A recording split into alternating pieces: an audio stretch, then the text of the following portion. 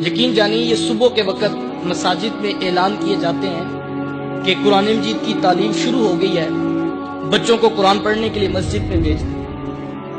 3 مرتبہ اعلان کیے جا رہے ہوتے ہیں اور منت برے لہجے میں جو ہے وہ سماجت کی جا رہی ہوتی ہے کہ قرآن کی تعلیم شروع ہو گئی ہے، بچوں کو قرآن پڑھنے کے لیے۔ تو اس وقت دل خون کے آنسو ہوتا ہے کہ یہ وقت بھی امت کا بانا تھا، کیا قرآن اتنا ہی ہلکا رہ گیا تھا کہ اس کے لیے منت اور ترلے کیے جا رہے ہیں؟ یار کبھی کسی پرائیویٹ سکول والوں نے بھی آ کر یوں اعلان کیا رات کو کہ صبح بچوں کو سکول ٹائم سے بھیجیے؟ کیا قرآن ہی اتنا ہلکا رہ گیا تھا کہ جس کے لیے 3 بار اعلان کر کے جو ہے وہ منت کی جا رہی ہے؟ اور پھر مائیں بچوں کو تھپڑ مارتی ہیں اور کہتی جا کے قرآن پڑھے۔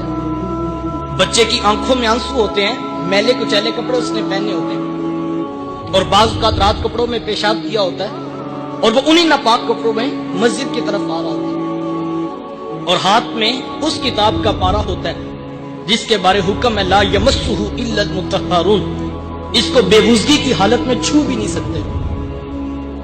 اور پھر جو مساجد کے اندر کی حالت ہے وہ بھی ناگفتہ بے ہے۔ ایک قاری صاحب ہیں، 60 بچے ان کے سامنے بیٹھے ہیں، آدھا گھنٹہ کلاس کا ٹائم ہے۔ کوئی صاحب فہم مجھے بھی یہ بات سمجھا دے کہ اس کلاس کو کس طرح مینج کیا جائے۔ ایک بچے کے حصے میں 1 منٹ بھی پورا نہیں آتا، پچھلا سبق سننا بھی ہے، آگے سبق پڑھانا بھی ہے، تو پھر اس کلاس کے کیا نتائج پیدا ہوں؟ میں اپنی آنکھوں سے دیکھا فیصل آباد میں ایک قاری صاحب، تو 100 سے اوپر بچے جو ہے وہ ان کے سامنے بیٹھے ہوئے، اور وہ کہہ رہے تھے کہ 15 منٹ تو حاضری لگاتے میں مجھے گزر جاتے ہیں۔ اور میں نے مسجد کی انتظامیہ سے کہا کہ ایک حافظ صاحب اور ایڈ کر دیں، کم از کم چلو سارے بچوں کا سبق روٹین میں سنا جا سکتا۔ لیکن مسجد والے کہتے ہیں کہ نہیں جی آپ نے اسی میں چلانا ہے، جو بھی چلانا، ہم الگ سے بندہ افورڈ نہیں کر سکتے۔ ہم 11ویں کی دیگ ہر مہینے 10,000 کی افورڈ کر سکتی ہے انتظامیہ، لیکن قرآن پڑھانے کے لیے الگ سے بندہ افورڈ نہیں ہم کر سکتے۔ یہ ہمارے رویے اور ہمارے انداز ہیں، اور پھر ہم دیکھیں کہ ہم قرآن مجید کو کتنی اہمیت دیتے ہیں۔ اور پھر اگر قاری صاحب گروپ بندی کر کے بچوں کو نماز یا دیگر چیزیں سکھانا چاہیں تو مائیں دروازوں پہ پہنچ جاتی ہیں کہ قاری صاحب کو نہیں پتا کہ بچہ اسکول سے لیٹ ہو رہا ہے، سارا دن اسے آج ہی سکھانا۔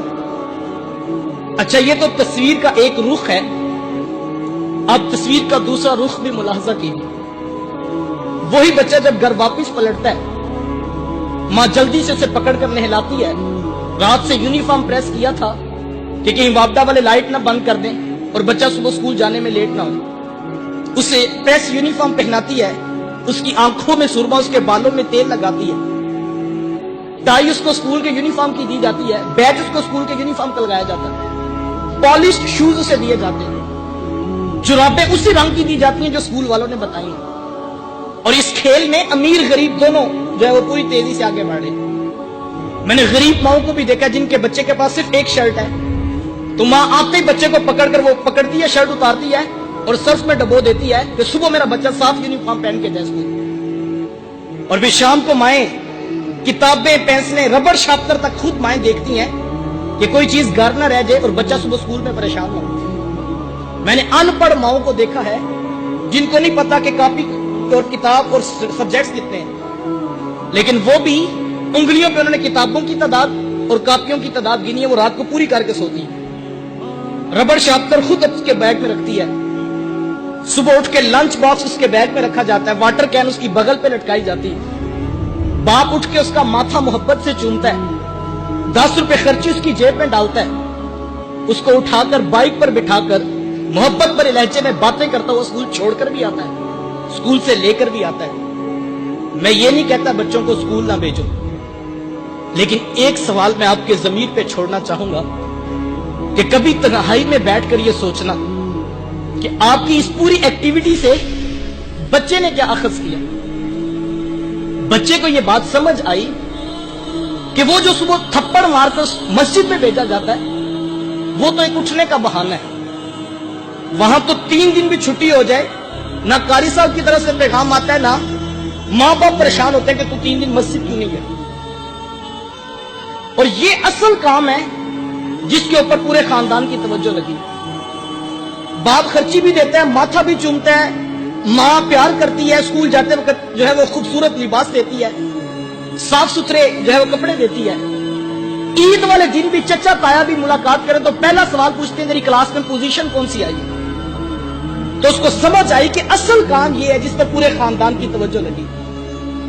تو پھر کل کو ماں باپ آ کر جو ہے وہ گلہ کرتے ہیں کہ جی بچہ ہماری بات نہیں مانتا ہے, یہ باپ کے آگے بدتمیزانہ لہجے میں بات کرتا ہے, ماں کا یہ گستاخ ہے. باپ کی آنکھوں میں آنسو ہوتے ہیں اور وہ کہتا ہے کہ میں جو ہے وہ 16 گھنٹے محنت کر کے اس کی فیسیں بھری ہیں اور آج یہ دوستوں کو تو ترجیح دیتا ہے لیکن اس کی نگاہوں میں باپ کی کوئی عزت نہیں ہے. تو میں کہتا ہوں جناب آپ کیوں خفا ہو رہے ہیں؟ آپ نے جس چیز کی فی پے کی ہے وہ ریزلٹ کارڈ کو آپ اٹھا کے دیکھ لیں. آپ کیوں پریشان ہے کہ آپ کی محنت ضائع ہوئی؟ آپ کی محنت نہیں ضائع ہوئی. آپ نے فیس دی ہے کیمسٹری پڑھانے کی, فزکس پڑھانے کی, بایو پڑھانے کی, ریاضی پڑھانے کی. تو آپ رپورٹ کارڈ دیکھ لیں, وہاں پر تو پرسنٹیج 80 سے تجاوز کر رہی ہے. آپ کہتے ہیں یہ میری بات نہیں مانتا, یہ ماں کے ساتھ بدتمیزانہ لہجے میں بات کرتا ہے. تو صاحب معذرت کے ساتھ پورا اسکول کا سلیبس اٹھا لیجئے, آپ دیکھیں کتنی پرسنٹیج ہے, کتنی چیپٹرائزیشن ہے جو اخلاقیات اور آداب والدین سکھاتے ہیں. صاحب پوری کیمسٹری کھنگال مارو, کیمسٹری نہیں بتاتی کہ ماں کی سستی کا نام ہے. فزکس کے سارے اصول ایک پلڑے میں ڈال لو, فزکس کا کوئی اصول نہیں بتاتا کہ باپ کی سستی کا نام ہے. یہ سبق فزکس, کیمسٹری اور بایو نے نہیں پڑھانا تھا, یہ سبق یا تو رب کے قرآن نے پڑھانا تھا یا محمد کی میٹھی بولی نے سنانا تھا. لیکن ہم نے نہ بچوں کو قرآن پڑھایا نہ بچوں کو حدیث پڑھائی, اور نتیجہ وہ مانگ رہے جو قرآن اور حدیث سے پیدا ہونا تھا. رضا اللہ فی رضا الوالد و سخط اللہ فی سخط الوالد. میرے آقا ارشاد فرماتے ہیں کہ جس شخص کا باپ راضی ہے میں محمد اس کو ضمانت دیتا ہوں اس کا عرش کا رحمان بھی راضی ہے, اور جس کا باپ ناراض ہے اس کا عرش کا رحمان بھی ناراض ہے. کیا خیال ہے جس نے یہ لہجہ اور یہ 10 ماں کی گٹی میں اور باپ کی آغوش میں حاصل کیا ہو تو مجھے بتائیں کیا کبھی اسے اس کا لہجہ ماں باپ کے ساتھ آگے تلخ ہو سکتا ہے؟ چونکہ اس سے پتا اگر یہاں آواز اور لہجہ اونچا ہوا تو عرش کا رحمان ناراض ہو گئے.